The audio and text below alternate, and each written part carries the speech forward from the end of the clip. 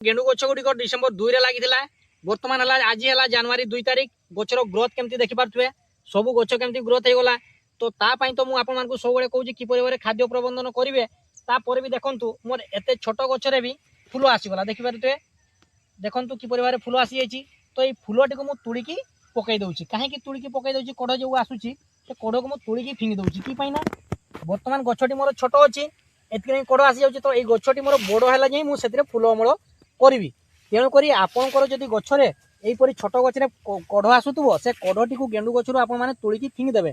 फिंगिदेवा फल आपंकर गचटी देखिए गोटे बड़ गच हो बड़ गच परी होगला ही आपने फूल ने। तो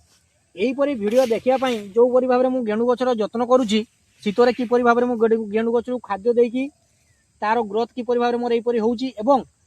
यही गेंडु गचर किपरि भाव में जत्न नौची से सब विषय जदि आपण माने जानिबा चाहिए तेबे आपण माने मते कमेंट रे लिखिकी जणाई पारिबे एवं यहीपरी चाष संबंधी वीडियो देखापी निहाती भाव में मोर चैनल को लाइक और सब्सक्राइब करेंगे।